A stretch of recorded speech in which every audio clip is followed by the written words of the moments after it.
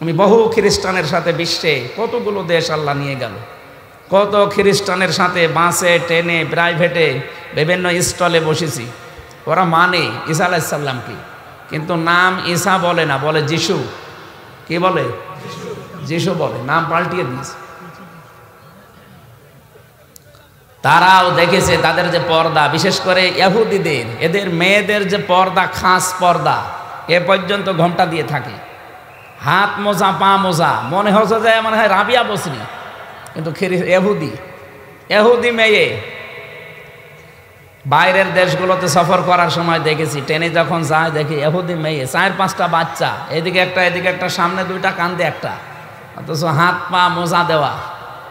পাশে তার স্বামী, এত বড় বড় দাড়ি, গোপ একটু হালকা বড় রাখে, সোলমোল বাবড়ি, বিশাল জব্বা গায়ে দিয়ে, মনে হচ্ছে যে হয়তো কোনো মসজিদের ইমাম সাহেব হবে, কিন্তু ইহুদি। ছেলে মেয়ে অতগুলো কেন? ওরা চায় আমাদের যেহেতু জনসংখ্যা কম, আমরা খালি জন্ম দেব, এই জন্য এক একজনের 8টা 10টা 12টা 13টা ছেলে মেয়ে। কিন্তু জন্ম দিয়ে তো বেশি করতে পারবে না। নবীজি জানিয়েছে যত জন্মাবে তত মরবে। এই দুনিয়াতে সবচাইতে অভিশপ্ত জাতি ছিল ইহুদিরা।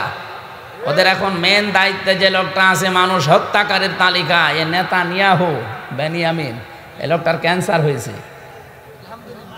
আলহামদুলিল্লাহ বলা লাগবে, কারণ বহু মানুষ হত্যাকারীর তালিকায় ওর নাম আছে। আমার তো মনে হয় যারা মানুষ হত্যার সাথে জড়িত তাদের ক্যান্সার হওয়াই ভালো, যার কোনো অ্যান্সার নেই। আমাদের যেইটা, এটাও তো মানুষ হত্যার সাথে জড়িত। 2732 জন মানুষ হত্যা করেছে মহিলা। আল্লাহর কাছে দোয়া করছি, আল্লাহ যেন এরকম কিছু আমাদের শোনায় যে ওরও হয়েছে। এখন যে বয়স, এ বয়সে তো ছেলে মেয়ে আর হবে না, ছেলে মেয়ে হবে। যদিও অনেকে বলে স্বামী স্ত্রীর সম্পর্ক চলে গেছে, তাই কি? যেখানে গেছে ও দাদা তো মুসলমানি দিয়া নেই, মুসলমানি দিয়া আছে। আর এখন যে বয়স ওনার, কত বছর যেন বয়স, 76 না কত।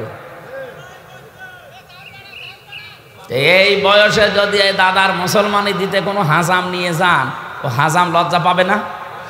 বলবে এ পাকা মোটা সাওয়ালের মুসলমানি দেবো কি দিয়ে? আগা কেটে যে গোড়া কেটে বাদ দিয়ে দেবে। আমার দাদার এই বয়সের মুসলমান হওয়া ঠিক না।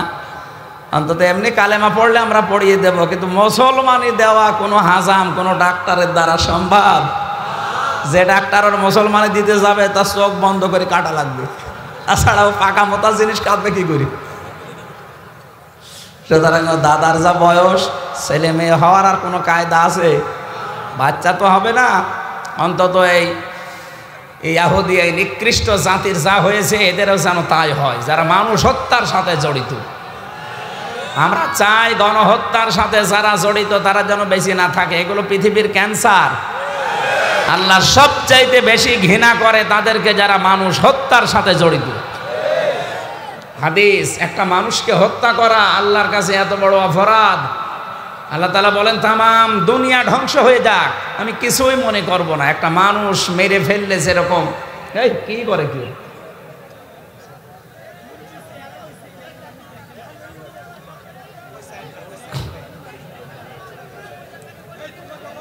না, ওই চেয়ারটা ওনারা তুলে এখানে নিয়ে আসেন, স্টেজে নিয়ে আসেন ওই চাচারে। এমনি আপনাদের সময়, আপনার সময় দেওয়া ছিল মাগরিব থেকে এশা। সে মহিপালে যে ধরা লাগবে না, ওইটার তো সময় দিয়েছিলাম 9:30। এখনই তো 9টা বেজে যাচ্ছি। নিজেদেরই সময়ের জ্ঞান নেই আর এখনো ডিস্টার্ব করছে। হ্যাঁ, ওনার বললাম না তুলে নিয়ে আসেন, তোলা তুলে নিয়ে আসেন, এখানে বসিয়ে দেন। এইটা থামাতে যদি 5 মিনিট লাগে, কি আসছেন নিয়ে আসেন, তাড়াতাড়ি নিয়ে আসেন। 4-5 জন কান্তে করে নিয়ে আসেন, তাড়াতাড়ি আসেন।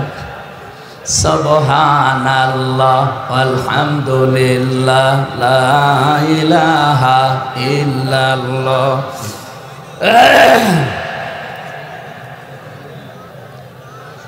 বসিয়ে দেন, এই ছেলে হবে না হয় বসে পড়ো।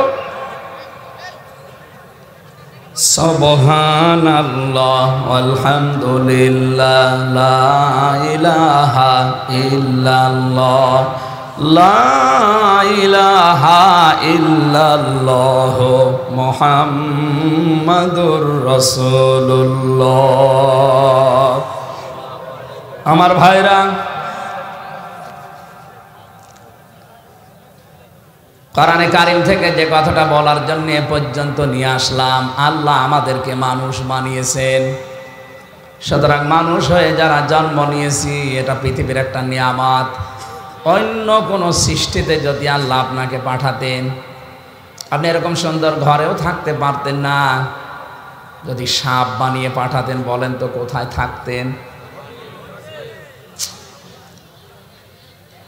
কিয়ামত পর্যন্ত যদি সেজদায় পড়ে থাকেন, তাও এই নিয়ামতের শুকরিয়া আদায় শেষ হবে না।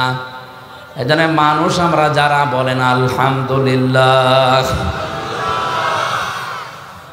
এমন কোরআন আল্লাহ আমাদেরকে দিয়েছেন, কিয়ামত পর্যন্ত এই পৃথিবীতে মানব জাতির জন্য আর একটা কথা আসমান থেকে আসবে না। যা দেওয়ার আল্লাহ সবের ভেতরে দিয়ে দিয়েছেন। ওয়ালাকাদ দারাবনা লিন-নাসি ফি হাযাল কুরআনি মিন কুল্লি মাসালিন লাআল্লাহুম ইয়াতাযাক্কারুন।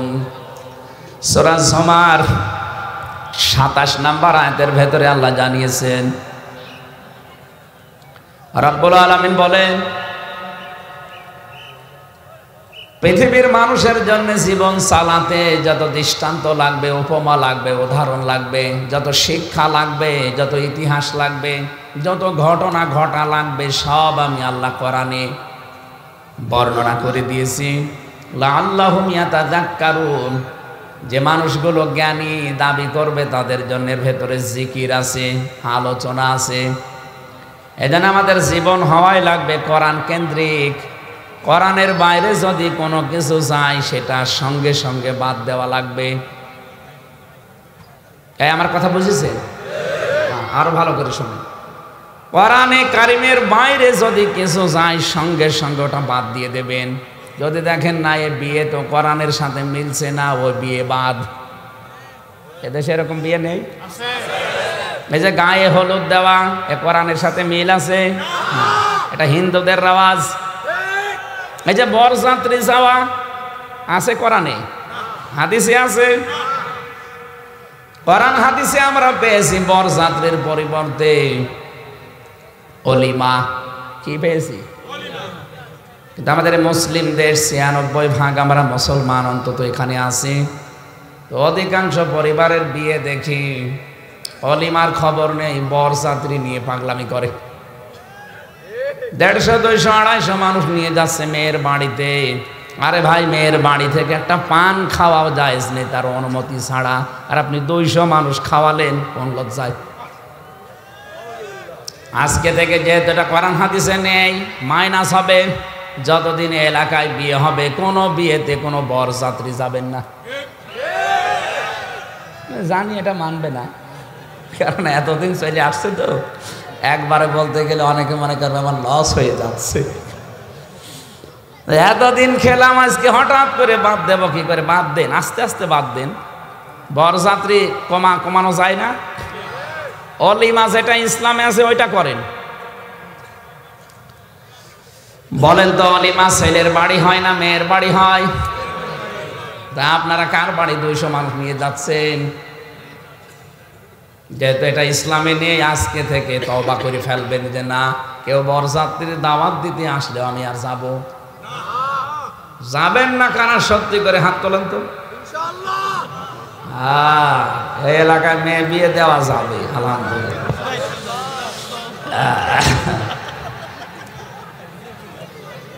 তাহলে অলিমা করলে ছেলের বাড়িতে করা লাগে, করবেন ছেলের বাবা যারা আছেন। আল্লাহ আমাদেরকে ইসলামের এই নিয়ম থেকে শুরু করার তৌফিক দেন। ইসলামে মেয়ে দেখতে যাবে শুধুমাত্র যে বিয়ে করবে সে, মেয়ের দোলা ভাই, মেয়ের বাবা, মেয়ের চাচা, এই ছেলের দোলা ভাই, ছেলের চাচা, বাবা সব যে দেখে, এটা জায়েজ আছে? সুতরাং এটা যেহেতু ইসলাম এনে আজকে থেকে মেয়ে দেখার এই রীতিবাদ, এটা হিন্দুদের রীতি, ওখান থেকে কোন কারণে নেবেন? মান তাশাব্বাহা বিকাউমিন ফাহুয়া মিনহুম, পৃথিবীতে যে যার অনুসরণ করবে কিয়ামতে আল্লাহ তাকে তার সাথে তুলবে। সুতরাং আমরা সাবধান এখন থেকে। মেয়ে বিয়ে দেওয়ার বিভিন্ন কায়দা আমরা দেখি সারা বাংলাদেশ, যদিও নোয়াখালীটা আমরা জানি এর ব্যতিক্রম, কারণ এখানে আলেমদের বাস বেশি। মেয়ে বিয়ে দেওয়ার যে নিয়ম, প্রথম থেকে আপনি হারাম কাজ আরম্ভ করলেন। যেটা দেখানো দরকার শুধু যে বিয়ে করবে তাকে, তার বাবার জন্য তো জায়েজ নেই দেখা ওইটা ওই মুহূর্তে, কি কথা বলেন না কেন? আর তার দোলা ভাইয়ের জন্য তো নেই, বলে না দোলা ভাই বড় ভাইয়ের মতো, ওরে শয়তান।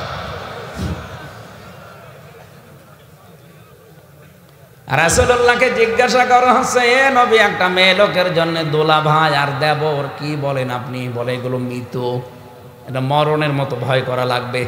আর আমরা বড় ভাই মনে করে চালিয়ে যাচ্ছি, বাবা শাহজালাল সব হালাল। আজকে থেকে এই মেয়ে দেখানোর নিয়ম নিত বাদ। কয়টা বাদ দিলাম? মেয়ে দেখানো বাদ, বরযাত্রী বাদ। শুরু করলে শুধু মেয়ে দেখতে পারবে, যে বিয়ে করবে সে। 2 নম্বরে আমাদের তৈরি হবে এখন থেকে অলিমা, তাফসির মাহফিল, ওয়াজ মাহফিল, খানকা শরীফ যাই বলেন, এগুলো যদি আমরা আস্তে আস্তে পাল্টাতে পারি, এ দেশটা দেখবেন ইসলামের হাতে এমনি চলে আসবে। আর শুরু হয়ে গেছে অলরেডি। জরিপটা যদিও কতটুকু বাস্তবতা আমি জানি না, তবে পেয়েছি আন্তর্জাতিক রিপোর্ট এখন বলছে বাংলাদেশে আগস্টের 5 তারিখের আগে মাত্র 100 জনের 15 জন মানুষ চাইতো যে দেশে কোরআনের আইন কায়েম হোক। কিন্তু এখন এই 4.5 মাসের ভেতরে পুরা পাল্টিয়ে গেছে রিপোর্ট। আন্তর্জাতিক সংস্থা এগুলো যারা রিপোর্ট করছে, এগুলো সব মুসলমান না, মাইক্রোসফট, ভয়েস অফ আমেরিকা, সব খ্রিস্টান, ইহুদি, এরা রিপোর্ট দিচ্ছে বাংলাদেশের জনগণের যেমন মানসিকতা এখন। আর এরা যা দেখতে পাচ্ছে, এদেশে এখন 100 জনের 58 জন মানুষ চাচ্ছে এদেশে কোরআনের আইন কায়েম হোক।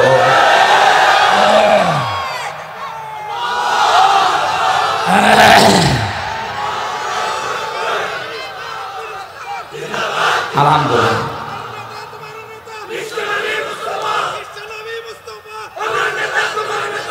আমি জানি রিপোর্ট পেয়ে অনেকের মনে খুশি না, অনেকে চিন্তা করছে আমার চেয়ার গেল। কি করবেন আপনি চেয়ার নিয়ে? দেখলেন না চেয়ার নিয়ে কি হয়েছে ওদের? এখন থাকার মতো জায়গা নেই। আমি কয়েকদিন আগে মালয়েশিয়া ছিলাম, যে দেখি সাহেব পাড়া, বেগম পাড়া তো কানাডায়, সাহেব পাড়া বানিয়েছে।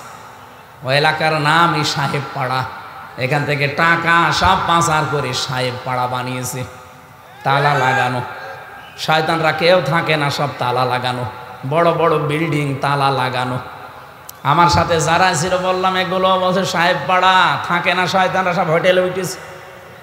যে হোটেলে উঠি দেখি নিচে চা খেতে নামলে 2 জন শয়তান বসে। কি বলছে? হুজুর আমরা আগেই পালিয়েছি। কি করবেন আপনি চেয়ার নিয়ে? চেয়ারে বসে যদি আকাম কুকাম করেন, চেয়ারও আপনাকে লাথি দিয়ে ফেলে দেবে। এই জন্য চেয়ারে বসলে যে মানুষগুলো দুর্নীতি করবে না, চাঁদাবাজি করবে না, যাদের চরিত্র ঠিক আছে, আমরা চাই আগামীতে তারা চেয়ারে বসবে। এদেশে 1628টা চেয়ার আছে। কত? 1628টা চেয়ার। এই চেয়ার না, এই চেয়ারের তো ধাক্কা মারলে পড়ে যাবে। ওই যে চেয়ারগুলোর কথা বলছি, ওই চেয়ারে আমরা এমন মানুষকে বসাতে চাই যারা বলতে পারে যে ক্ষমতা পেলে বাংলাদেশ থেকে চাঁদাবাজি জীবনের মতো ঝাঁটিয়ে বিদায় করব। এরকম মানুষ দরকার না? আর আমরা এমন মানুষকে বসাবো যারা আগে ছিল যা এরাও তা না। এদেশের পাগল সব ভালো হয়ে গেছে। আমরা এখন আর পাগলামি করব? বলেন বলেন না। এই জন্য যাদেরকে যে ভয় দেখানো হচ্ছে, শ্বশুর ভয়, সম্মানিতা মা বোনেরা, আমরা জানি আপনারা দিনের বেলা সব শুনেছেন, ওরা আসে নাই, দিনের বেলা এসেছিল। আশপাশের যদি কোনো মেয়েরা, এটা যেহেতু রেকর্ড হচ্ছে সারা দেশে ছড়াচ্ছে, সম্মানিতা মা বোনেরা গ্যারান্টি দিয়ে বলতে পারি, বিশ্বের বহু দেশ ঘুরে আমার যতটুকু অভিজ্ঞতা কোরআন পড়ে, কোরআন যদি সত্যি এদেশে কায়েম হয়ে যায়, আপনারা সবচাইতে বেশি অধিকার ভোগ করতে পারবে। ভারতের মতো এত বড় দেশে খ্রিস্টান 2টা যুবতী মেয়েকে উলঙ্গ করে রাস্তায় হাঁটিয়েছে। ডোনাল্ড ট্রাম্প কি এমনি রেগে গেছে?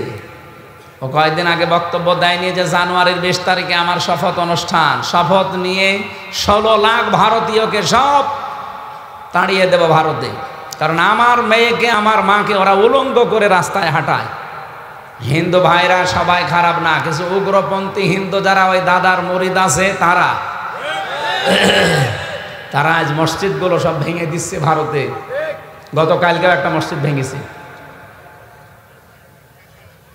পৃথিবীর মানুষ শুনে যে মাটির নিচে পায় কেউ স্বর্ণ, কেউ তেল, কেউ লোহা পায়, গ্যাস পায়, আর ওই শয়তানরা শুধু মাটির নিচে মন্দির পায়।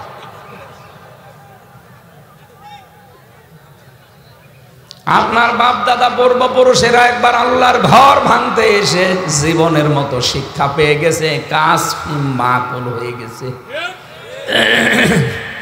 আপনারা যদি আরম্ভ করেন এখন যা, আপনাদেরকে আল্লাহ কাসফিম মাকুল বানাতে বেশি সময় নেবে না। এমনি সারা বিশ্ব থেকে এখন আওয়াজ উঠছে সবচাইতে বেশি মিথ্যা কথা বলে ভারত। এটা খ্রিস্টানরা রিপোর্ট বানিয়েছে, সারা দুনিয়ায় 257টা রাষ্ট্র, ওরা বলছে সবচাইতে বেশি মিথ্যা কথা বলা হয় ভারতে, কারণ এখন দেখছে যে ওরা মানুষের বিরুদ্ধে মিথ্যা বেশি বলে। আপনি দেখেন ওদের সাংবাদিকতার যে নিয়ম, মিথ্যা দিয়ে শুরু। যে যত বেশি মিথ্যা কথা অন্যের বিরুদ্ধে বলতে পারে তার দাম নাকি ওই দেশে তত বেশি। এই যে মলম বিক্রেতা হকার, এর দাম বাড়িয়ে দিয়েছে এই কারণে যে মিথ্যা তথ্য দিতে পারে বাংলাদেশের বিরুদ্ধে। এখন ঠেলা ঠেল পাচ্ছে। দাদার বাড়ি এখন ঘেরাও করেছে, দাদা এখন টের পাচ্ছে। ওর নাম পাল্টিয়ে ফেলে কিনা আল্লাহ জানে। ময়ূখ রঞ্জন ঘোষ আমার মনে হয় নাম থাকবে না। কি আবু সেহেলের নাম যদি আবুল হাকাম থেকে আবু সেহেল হয়ে যায়, ওর নামও পাল্টাবে। দেখেন কয়েকদিন পরে ওর নাম দিলে তো মানুষ বাড়ি ধর সব ভেঙে ফেলবে। ওর নাম পাল্টিয়ে শেষে মনে হয় অন্য কোনো নাম দিয়ে দেবে, মানুষ যেন চিনতে না পারে। এদেশের বহু মানুষের নাম তো আগস্টের 5 তারিখের পর আমি পাল্টিয়ে ফেলতে দেখেছি। আগে যে বাড়ির নামের ওপরে দেবতা রাঙানো থাকতো, এদিকে অমক এদিকে অমক, এখন ওগুলো নামিয়ে লিখেছে আল্লাহু আকবার। কি গো, আরে শয়তান তো আল্লাহু আকবার বিশ্বাস করে না। যাদের টাঙিয়েছিল ওরা কোথায়? ওদের সব ফেলে দিয়েছে। আমার নিজের এলাকায় যান আপনি, কুষ্টিয়ায় কয়েকটা বাড়িতে আমি এটা দেখেছি আগে 15 বছর, ওরা ওইটা 2 পাশে লাগিয়ে রাখতো, একদিকে বাবা একদিকে মেয়ে। এখন ওখানে একদিকে আল্লাহ একদিকে আকবার লিখা। ওরা জানে যে আল্লাহু আকবার ছাড়া এ দেশে আর বাঁচা যাবে না। জয় বাংলার নামটা এখন সন্ত্রাসীতে পরিণত হয়ে গেছে, কারণ মানুষ এখন সব হাতের মুঠায় পাচ্ছে। বৈষম্য বিরোধী ছাত্র আন্দোলনের একটা যুবক ছেলেকে তরবারি দিয়ে যেভাবে কোপ দিয়েছে, দেখেন ভিডিও, ছেলেটা দৌড় দিয়েছে, ওর হাতটা এই জায়গা থেকে ডিসকানেক্ট হয়ে গেছে পরবর্তীতে। এইরকম যারা জয় বাংলা বলে দেয়, আমার সাথে জেলে ছিল একজন, ওই যে বিশ্বজিৎকে জয় বাংলা বলে যে দিয়েছিল শাওন, ও এখন জেলে 30 বছর জেল ওর। আমারে বলতো যে কি করলাম জীবনে, আমার মা বাবা এখন আমার আর খোঁজ নেয় না। যাদের কথা মতো এই কাজ করেছিলাম তাদেরও তো খবর নেই, মাঝখান থেকে আমার জীবনটা নষ্ট হয়ে গেল। অথচ লোকটা বারবার আমাকে বলছিল যে ভাই কিসের জামাত কিসের শিবির, আমি তো মুসলমানই না। আপনার যদি বিশ্বাস না হয় আমার জিনিসপত্র দেখেন। তারপরও আমরা মানি নাই, দিয়েছি কোপের পরে কোপ। এই জন্য আবেগে কারো উস্কানিতে পা দিয়ে, যদি এখনো পর্যন্ত অনেকে দেখছি উস্কানিতে পা দিয়ে বিভিন্ন জায়গায় অঘটন ঘটাচ্ছেন, আপনি তো বাস্তবতা বোঝেন না। আমি আবার বলছি, দেশ কিন্তু আর আগস্টের 5 তারিখের আগে নেই, এটা কিন্তু পার হয়ে গেছে। এখন সব নখদর্পণে আছে। আমি গোয়েন্দা বিভাগের যারা সর্বোচ্চ পর্যায়ে আছি কথা বলে দেখেছি, ওরা বলছে সব আমাদের একেবারে হাতের মুঠায়। আমরা শুধু ছাড় দিয়েছি, দেখতে চাচ্ছি এ দেশে কার আচরণ কেমন। আপনি মনে করছেন আমি চাঁদাবাজি করি, কেউ টের পায় না, সব ওদের আয়ত্তে আছে। আপনি জোর করে মানুষের কাছ থেকে এতদিন যা করেছে ওইভাবে যদি করতে চান পারবেন না, কারণ ওগুলো যে পারা যায় না তার প্রমাণ এই 15.5 বছর। ফাকতি আদাবিরুল কওমিল্লাযিনা যালামু। এখানে যারা আলেম আছে, আলেম নেই এখানে? এই যে কতিয়া, এটা মজহুল, এর ফাইল জানা নেই, এর কর্তাকে জানা নেই। আল্লাহ বলেন জালেমদের শিকড় কেটে দেওয়া হয়ে গেছে। কে কেটেছে কেউ জানে না। আমার কুষ্টিয়ার হানিফের বাড়ির দিকে তাকান, পায়খানার প্যান্ট পর্যন্ত মানুষ খুলে নিয়ে চলে গেছে, কিন্তু কে নিয়েছে কেউ জানে না। সারা দেশে আমি জালেমদের বাড়ি ঘরে এটাই দেখছি। জালেমদের বাড়ি ঘরগুলো আর জনগণ রাখে নাই, কিন্তু আমার আশ্চর্য লাগে আয়াতের দিকে তাকিয়ে। সত্যি তো, এত বড় বিশাল 8 তলা বিল্ডিং, 3 তলা বিল্ডিং কে ভাঙলো জানা নেই। আপনি একটা মানুষকেও খুঁজে পাবেন না। পায়খানার প্যানও যদি কেউ নিয়ে যায়, অথচ তার নামটা তো আসবে না, পাওয়া যাচ্ছে না। সারা দেশে জালেমদের অবস্থা একই। অধিকাংশ জালেমের বাড়ির নিচে টর্চার সেল ছিল। কথা বলেন না কেন? নিজেদের দলীয় ভেতরে যারা ওদের কথা মানতো না, এমনকি যারা বিরোধী দলীয় আছে তাদেরকে ধরে ওই টর্চার সেলে, আমি তো নিজেও 10 দিন ছিলাম, আমি দেখেছি ওখানে যে অত্যাচার করতো, এই নখ তুলে নিত, পায়ের নখ তুলে নিত, আমার নিজের সামনে নিয়ে এসেছে। ওইগুলো দেখছি একদিন, আমি তখন মনে হয় 9তম দিনের রিমান্ডে, মাটির ওই নিচে দেখে এত বড় একটা বাক্স নিয়ে এসেছে ওই শয়তানরা। কি করবেন? বলছে এগুলো দিয়ে আমরা নখ তুলি। এগুলো নখ তুলে নিয়ে যে চোখের উপরে ভরু তুলে ফেলি, আর পায়ের নিচে পিটাই, ওটা আলাদা যন্ত্র। ওইটা যত পিটাবে তত আপনার চোখ নষ্ট হয়ে যাবে। ডক্টর শফিকুল ইসলাম মাসুদকে যেভাবে পিটিয়েছে, লোকটার শরীরে এখন বহু রোগ। আমি শুধু জেলে থেকে আমার রোগের কোনো শেষ নেই, 14-15টা রোগ চলছে এখন। আমি স্বাভাবিক হতে পারছি না, এত ঔষধপত্র চলছে।